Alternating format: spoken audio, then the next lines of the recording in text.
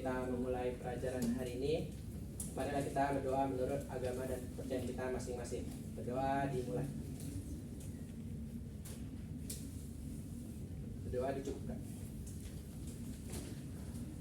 Assalamualaikum warahmatullahi wabarakatuh. Waalaikumsalam warahmatullahi wabarakatuh. Selamat siang semuanya. Siang Pak. Gimana kabar kalian hari ini?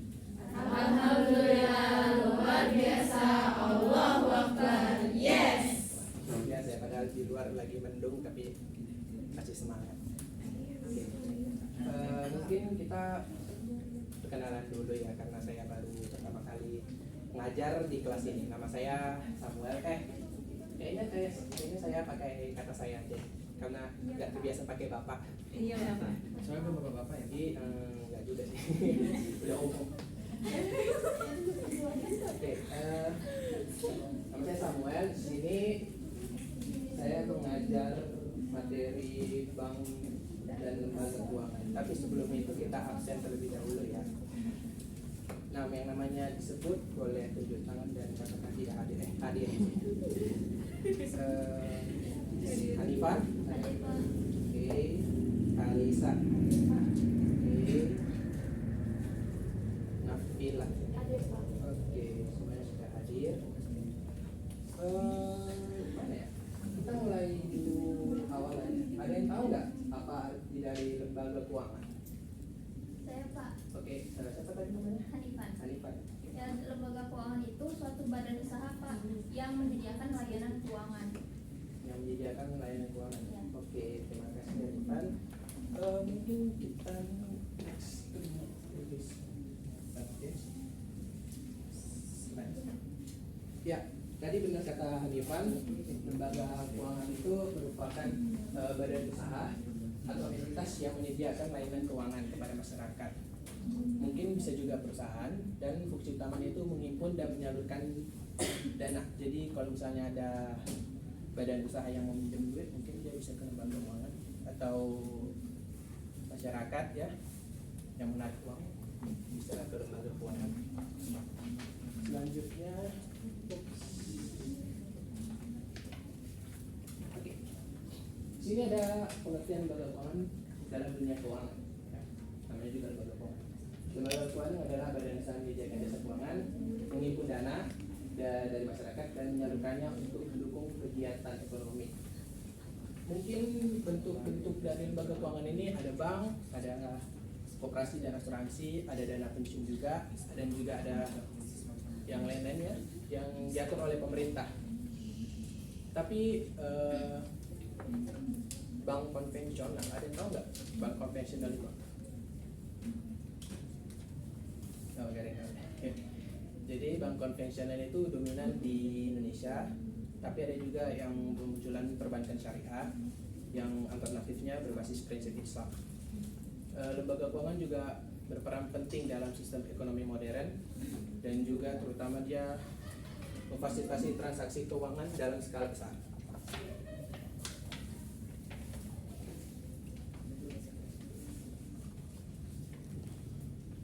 Selanjutnya ini ada materi peran lembaga keuangan. Jadi yang pertama itu peran lembaga keuangan sebagai pengalian aset, di mana bank itu meminjamkan uang atau tabungan kepada masyarakat dan memberikan pinjaman kepada peminjam mungkin dalam jangka waktu tertentu sesuai dengan kebutuhan sang peminjam. Terus perannya kedua itu ada likuiditas. Kemampuannya itu mendapatkan uang saat diperlukan, misalnya untuk narik uang, dapat dicapai dengan memiliki sekuritas sekunder seperti tabungan atau deposito dan sertifikat deposito juga, yang menawarkan keamanan, likuiditas tinggi dan pendapatan tambahannya. Lalu peran yang ketiga itu ada alokasi pendapatan, usaha orang untuk menyimpan uang untuk masa depannya, terutama untuk masa pensiun. Dan kalau yang lebih baik itu dia memiliki sekuritas seperti tabungan atau deposito. Lalu yang keempat ada transaksi sekuritas, yaitu perannya bertindak sebagai perantara. Lembaga ini bertindak sebagai perantara dan menyediakan sekuritas sekunder seperti giro dan tabungan atau deposito yang memudahkan individu untuk melakukan bisnisnya. Materinya apa ya? Oke, selanjutnya kita ada faktor pendorong. Di sini lembaga keuangan memiliki beberapa faktor. Yang pertama itu besarnya peningkatan pendapatan masyarakat kelas menengah. Jadi jika ada suatu keluarga atau suatu individu dengan pendapatan yang cukup, ya terutama dari kalangan menengah ke bawah, memiliki sejumlah bagian pendapatan harus ditabung setiap tahunnya. Dan lembaga keuangan inilah yang menyediakan sarana dan prasarana atau saluran tertentu untuk menguntungkan tabungan mereka, jadi kayak sistem tabungan gitu. Lalu ada yang kedua, pesatnya perkembangan industri dan teknologi. Jadi lembaga keuangan ini telah memperlihatkan dan memiliki kemampuan untuk memenuhi memenuhi semua kebutuhan modal dan dana sektor industri yang biasanya dalam jumlah besar yang bersumber dari para penabung. Lalu yang ketiga ini ada besarnya denominasi instrumen yang menyebabkan sulitnya penabung kecil memperoleh akses. Jadi ada beberapa jenis surat berharga yang menarik dan pinjaman di pasar uang tidak dapat dimasuki atau diperoleh oleh penabung kecil. Akibatnya denominasinya itu semakin besar. Lalu mau lanjut. Ini dia. Yang keempat itu ada skala ekonominya dan ruang lingkup dalam produksi dan distribusi jasa-jasa keuangannya. Dengan mengkombinasikan sumber-sumber dalam memproduksi berbagai jenis jasa-jasa keuangannya dalam jumlah besar, maka biaya jasa per unitnya dapat ditekan serendah mungkin. Mungkin layanan keuangannya besar-besaran kan. Lalu yang ini menjual jasa. Jadi lembaga keuangan ini menjual jasa-jasa ya, baik itu likuiditas yang unik, terus mengurangi biaya likuiditas bagi nasabahnya. Jadi ketidakpastian arus kas unit usaha itu suatu perusahaan dan individu akan membahayakan kondisi mereka bila tidak di dalam keadaan likuid saat kas sangat dibutuhkan. Lalu ada keuntungan jangka panjang. Jadi keuntungan jangka panjang ini faktornya itu dapat lembaga keuangan itu dapat memperoleh sumber dana atau meminjam uang dan menabung dengan tingkat bunga yang relatif lebih rendah, dan kemudian mereka meminjamkannya dengan tingkat bunga yang lebih tinggi untuk jangka waktu yang lebih panjang kepada nasabah debitur.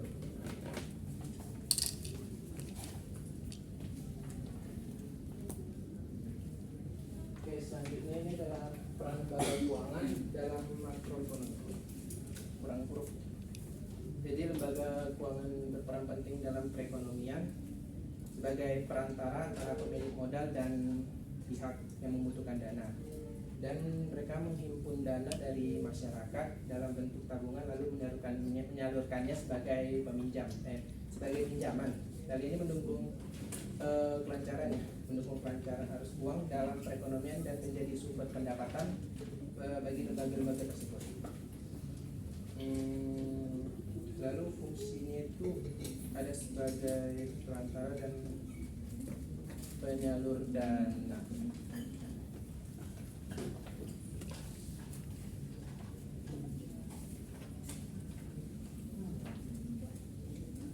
Di sini ada jenis-jenis lembaga keuangan. Jadi yang pertama itu adalah lembaga keuangan bank.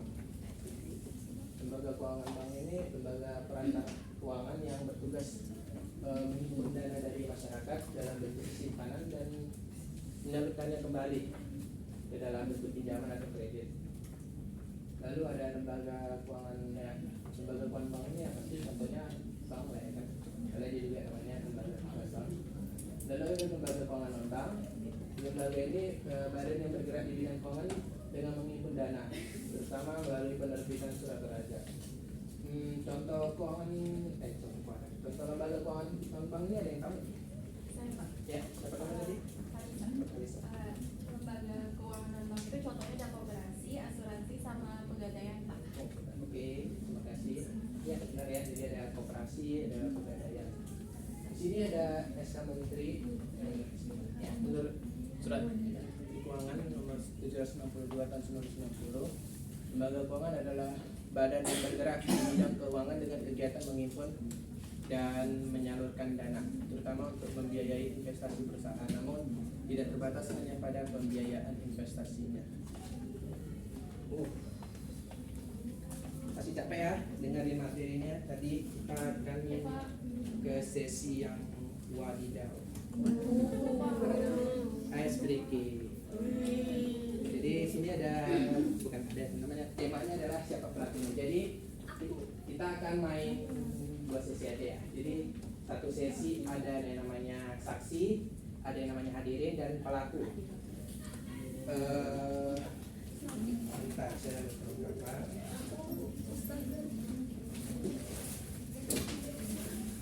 Ya itu berupa masker. Maskernya masih bersih.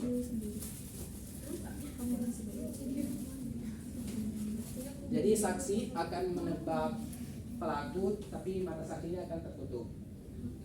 Saksi akan menebak pelakunya itu dari ciri-ciri yang akan diberitahukan oleh hadirin. Ada yang mau jadi saksinya dulu? Dicoba. Apa kalian mau? Tunjuk. Waduh. Jakib juk, Lampung juk. Beli mana emang dijuk. Itu yang pakai hijab belakang. Halo. Itu yang boleh jadi saksi. Ya, sini ke depan.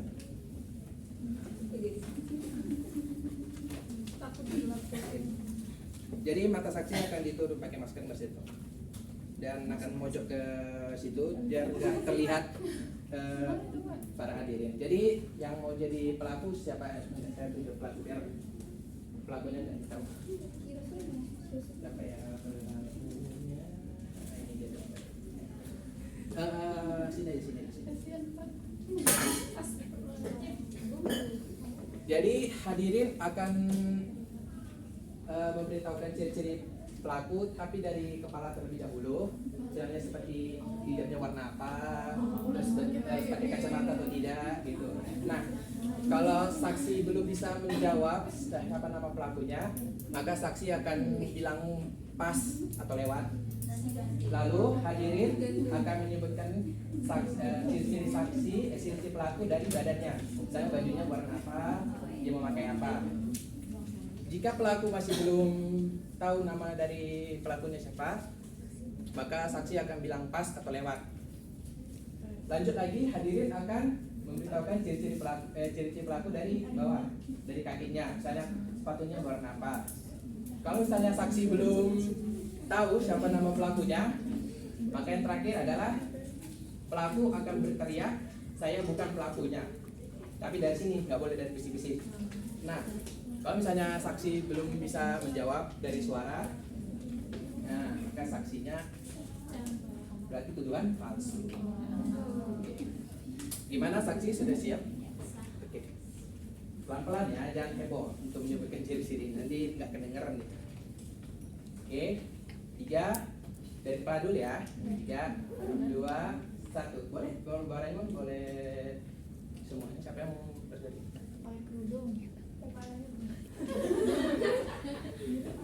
Kerudung biru, biru noker. Ayo, siapa yuk? Pendek. Aduh. Pakai celana. Kepala dulu. Pakai kacamata. Ya. Itu. Gimana tuh saksi? Sudah ketebak? Yang tadi Nayobi.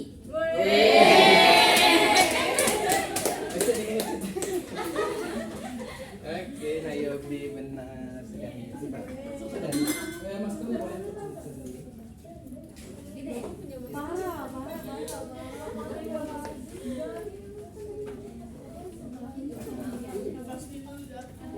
Ada hadiah kok, tenang, ada dia.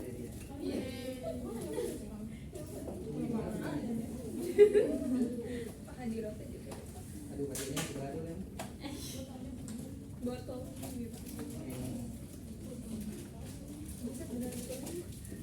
Siapa tadi?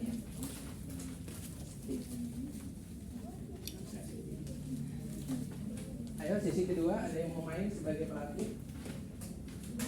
pelaku saksi dulu deh tadi. Ada yang mau? Ada yang mau? Saksi dulu deh. Saksi, ada yang mau jadi saksi? Ayo. Ada yang mau tulis tangan? Tidak pilih nih. Mana ya? Mana ya? Ini boleh deh jadi saksi. Ayo jadi saksi.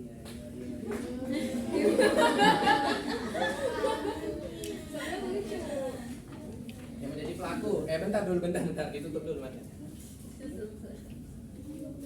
Mana ya? Tadi kayak agak mudah kali ya. Kita ganti tempat. Sini. Kita akan di tempatnya lihat tempat tulis. Tapi tembus ya. Oh, lihat ke bawahnya nih. Ayo, siapa yang mau jadi pelaku?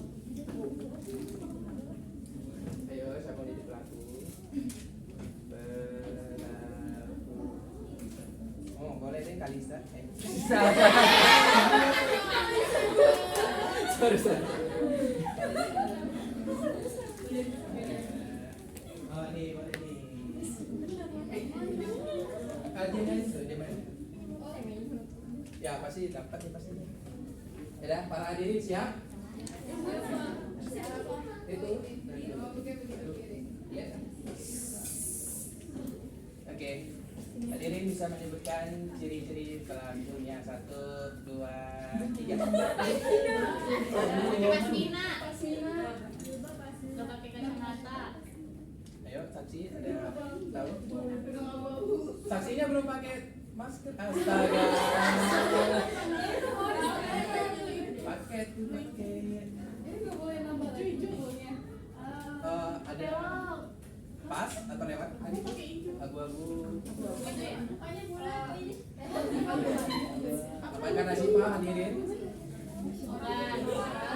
Bukan. Nyerah. Oke hadirin.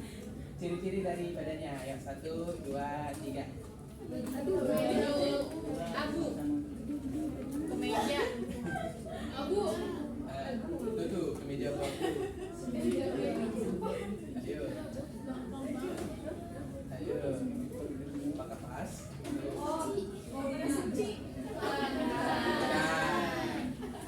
Ayo hadirin. Langsung ke intinya ya.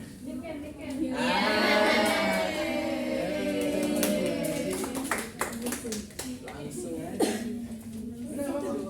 Lumayan sih masker gratis. Ini hadiahnya.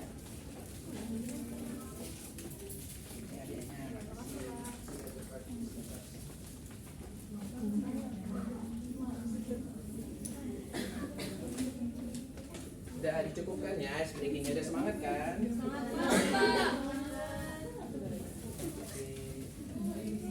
Nah, kalau udah ada ice breaking, dannya kuis tapi kayaknya waktunya belum cukup. Waktunya tidak cukup, jadi ini jadi PR aja ya.